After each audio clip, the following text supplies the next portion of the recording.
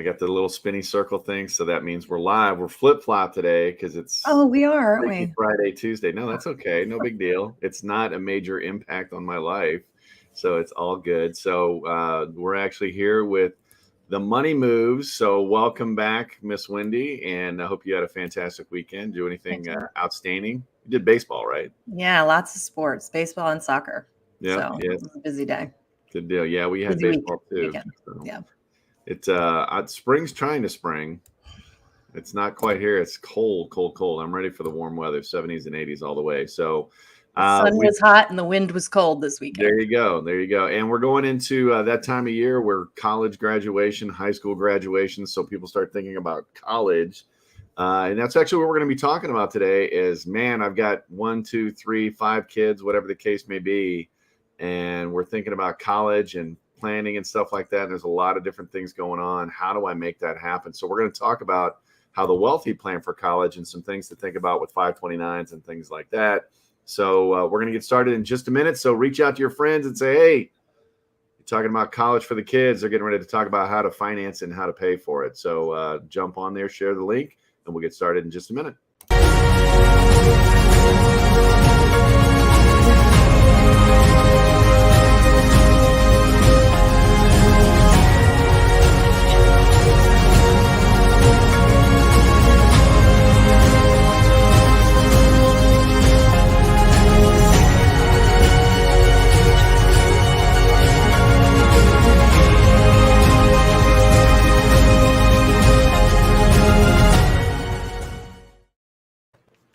All right, we are back and live, and I feel like I'm going to conquer the financial world right now. I didn't like that intro when we first got it, but now it's kind of growing on me, so it's all good stuff. Like, ready to go.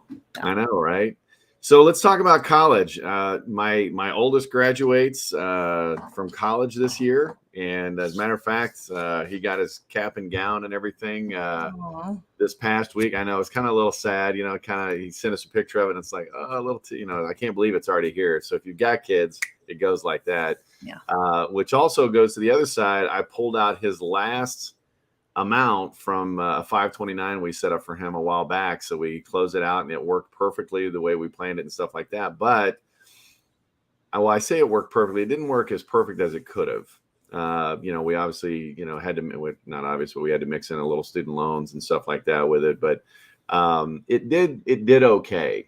Mm-hmm. But there's a lot of other things having been in this business now that I wish I would have known back then. So we're going to talk about that today. Yeah. And I don't know, you've got, a little army of children there, right? With 6, to say it as gentle as I can. But I mean, I'm assuming stuff that's come up in your mind, thoughts. And I know some of our viewers out there reach out to us on 529s and alternatives as well. So thoughts. Yeah. I mean, well, first of all, your kids grow up way faster than you think. I have freshman and sophomore in college. And it's crazy, like how fast it goes. And I remember somebody asking me about setting up 529s when they were younger. And I was like, I have time. Right. Mm-hmm. And when I start making more money, when this, when that, well, now we do student loans and paying out of my pocket. Right. And so now I have younger ones, and I have also, learned different ways to do things. So I'm actually excited about setting up my youngest on one of these alternatives we have.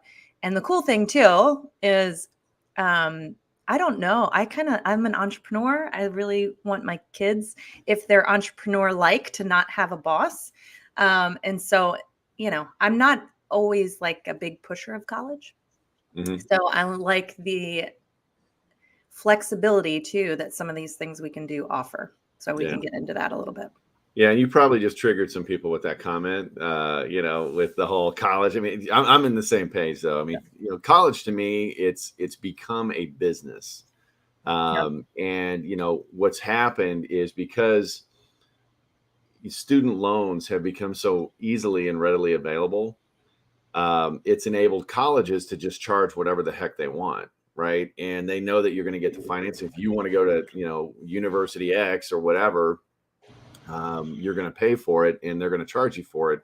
and they're going to give you whatever. And does that college degree really translate to larger money? And I think on the technical stuff, chemistry and engineering and things like that, yeah, it does. But when you start talking about business degrees, or I saw somebody post something last week on social media that you'll learn more from launching and failing a business than you will in 4 years of college. And I started looking at that because I've got 2 degrees, 2 bachelors and a master's, and I'm like, yeah, they think they're maybe right. I mean, don't get me wrong, there's some benefit in college too, but it's become a business. Yeah. And because that student loan is so readily available, I mean, you have a 20-year-old walk into a bank and say, I want $200,000 to go to college. Here's the check, right? Here's the student loan, because they know you can't file bankruptcy on a student loan, so they know they got you, right? And they're going to continue to charge you interest and things like that in college. But on that same student walking into that same bank and saying, I'd like a $20,000 business loan, no way in hell they're going to get it, right? Yep. Don't have the experience, the X, Y, or Z. So it's crazy that they can get money and go into debt for a college degree that may or may not result in more money, or they may or may not even finish it. Right. As opposed to, walking in and trying to get a business loan, kind of that entrepreneur piece we were just talking about. Right. Yeah. And that's what becomes super scary. Okay. So the question is, how do I plan for it? But on a 529, what happens if they don't use it? Right. That's the big concern. At least that's what I think you're bringing up. Right. Yeah. Yeah. Because I think, and I know in my world where I'm surrounded by many entrepreneurs, that's a big hesitation of people. Like, what if my kid doesn't want to go to college? Then what? Yeah. Right. So I'll just pay for it when I get there. But I think we have some options that I've learned about from you that are awesome. And don't just set your kid up to be able to cover college costs, but to be able to set up a financial future. Yeah.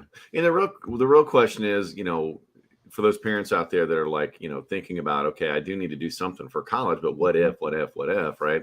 So ask yourself, this question. So if we could show you a way to be able to save money for college, to pay for college, but that also was there if they didn't end up going to college, you were in the driver's seat and able to bless them with a gift to start a business or whatever the case may be. And you were in the driver's seat, so you were in control. If some kids go off the rails, right? So you don't want them to have a bunch of money sitting around.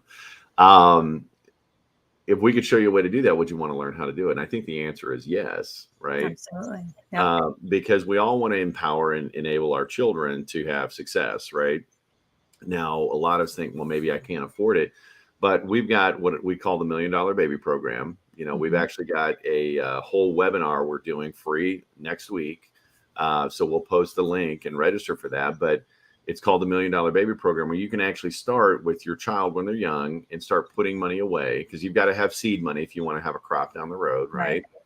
Where you're starting with, $100 a month, and you do that for a couple of years and you step it up. But the most you're ever putting in there is $300 a month. And if you can't do it, that's okay. It just may not end up as big down the road. But what happens is the way it's structured, it actually can not only start building, for your college funding for the kids, but when they're a senior in high school, pay for that family trip, right, to celebrate. And then it'll actually pay for the college. And then after college, you hand the keys to the kingdom to your son or daughter, right? And then they're able to contribute that $300 onto that. So it actually turns into a savings plan for them. And the numbers show time and time again, the reason we call it $1 Million Baby, if you start young enough, and I'm not even talking when they're born, but I'm like 2, 3, 4, 5 years old, they'll actually have $1 million in cash by the time they hit their retirement years too. Oh, yeah. It's amazing. It's amazing. I wish my parents did that for me. No, I know, right? I got started on my kids late, but we've got programs set up for it, but it's to set them up for success later in life. We still had to do other things for college because we got such a late start on it, but it's still out there and growing. But, we work with a lot of different clients, and they're blown away by how little money and a lot of time, right? What it can actually do for their children. And the thing I love, because like I said, my son's graduating from college, we just took out the last amount in his 529, and we timed it perfectly with his graduation. But what would have happened if he didn't go to college? Right. I would have put all that money in that 529 plan, and I wouldn't have been able to access it unless I had some severe penalties to give it to him because it was intended for him to go and build a business or whatever. Yeah. So, Yeah. That's what I love the most about this is you're building wealth for your kid in the future, mhm. and you give them the opportunity to be able to use that money, whether it's for college or starting a business or, whatever you decide together for them to use it for. Yeah. So I love that. And then also teaching them, I did a bad, honestly, a poor job of teaching my kids about money, my older kids. Things are going to be different or are different with the younger ones. Mhm. But I think even them seeing that and having that, when you pass the keys, right, to Yep. see the power of that growth through the years, I think is a motivator for them to keep doing it too. Right. Yeah. So it's a good lesson for them as Well, well. it really, this strategy, this $1 million baby strategy also shows a lot of, has your money making money for it. So it's not just, Mhm. because the alternative is, okay, let's just wait and see, like you were talking about, right? Is, okay, well, now I'm going to stroke the check every month, and it's a much bigger check when they actually start going, as opposed to if you'd have started, back in the day, but you do it because you don't know, right? Right. Or you don't have the ability to whatever. So you look at that, now you can start with smaller seed money, right? And let that money make money for you Mhm. while you're still adding to it over their childhood and stuff like that. And that's the power of compounding interest, right? Mhm. You want that money making money, you want it growing for you. But what happens in the traditional 529 plans, at least based on my personal experience, was it's, not the greatest growth, very limited on what you can do with it. Like I said, my son ended up going to college, so it worked out. But I know a lot of people that we've got this 529, they don't have any siblings. Now, what do we do? Mhm. It's like, well, it's still your money, but there's going to be some repercussions now for taking it out for something other than college. And that's the thing I love about it. Not to mention the tax benefits on the $1 Million Baby program, where it's actually, you're accessing it tax free. And That's so amazing.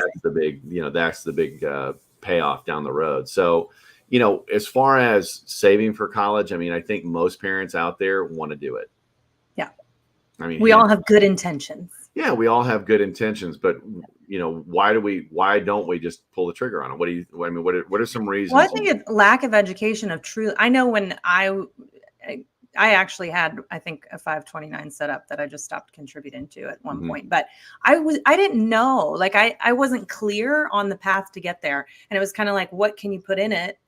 And this is what we hope it'll cover. Like, it was just not a very clear path. So I think the biggest thing for me is in being empowered with the knowledge. Yeah. And what I love about the $1 Million Baby plan is, based on those numbers you gave, we lay it out and you can see exactly what, based on past, right, what that can look like. Yeah. And so I feel like it's just a lack of education is why most people don't do it. A lack of clarity on exactly what they're investing, or Yeah. not investing, but contributing to. Yeah, and I would agree, that definitely combined with making it a priority, right? Right. You start putting a little bit of money away and it's, oh man, it's just another bill. It's not another bill. You're actually saving yourself money down the road, right? That's talking about, we talk about paying taxes now versus paying taxes later, right? You're saving money by paying them now because they're going to get higher later, at least my opinion. Same thing with college costs, right? College costs, you're putting money away now. You put a little bit of money away now, compounding over time, it's going to result in you paying a heck of a lot less down the road than you would have if you waited to do it. But the reason, I don't know what's out there. What are the options? What if they don't? So now you have an alternative of, hey, I like this because I'm still able to put money away. If they don't go to college, I still have access to it to give it, to them for something else, starting a business, whatever. And if they go off the rails, guess what? You can actually keep the money yourself. So it's got all that flexibility to it.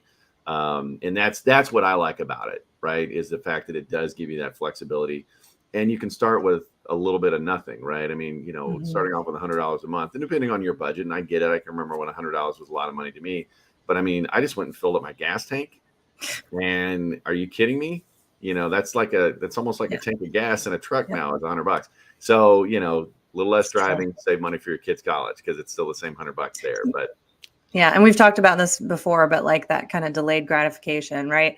Yeah. Like we're a world that we think about today and making things happen today and, feeling good today and having money today. But, making that mindset shift of starting to think about the future because the future is coming, whether you like it or not. Right. And setting Yep. yourself up for success then. So, Yeah. but yeah, so we have this event, like John said, coming up. We'll drop the link in the comments once that goes live by the end of the day today. And we're going to teach you exactly what that looks like, the $1 Million Baby, and how you can set that up for yourself and for your kiddos. So be sure and attend that event, share it with friends, tag some people in the comments of this video. If you know people with kids under what ages should they start saving? 5 and under? No, I mean, 8 and under? here's my best advice on that. Okay. Yeah, when's the best time to have a beautiful oak tree in front of your house, right? You planted 100 years ago. When's the second best time? Today, Yeah. right? I mean, that's the thing. So I don't care how old they are, start something. I mean, like I said, I got started with my kids. My youngest was 8. My oldest was 12 at the time. Okay. So, I mean, it's just a matter of, something's better than nothing, right? Yep.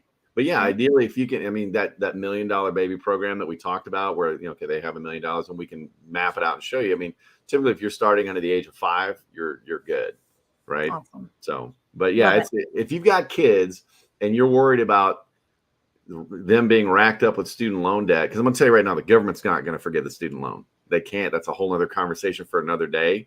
But there's a way for them to not be racked up with a bunch of debt when they graduate college, and we can show you how. Absolutely. So tune in, click the link, do me a favor, show some love, click that subscribe button down below. We're looking to grow this channel and share it with your friends. Our whole mission is to get the financial education out to Main Street America. Say, hey, this is what the wealthy are doing. Guess what? You can do it too, just on a smaller scale. Okay. So Wendy, as always, it was great seeing everybody. Everybody have a great day. Share the video. See you next week at our $1 Million Baby event. And as always, watch, listen, learn, and subscribe. Talk to you later. Bye-bye. Bye-bye.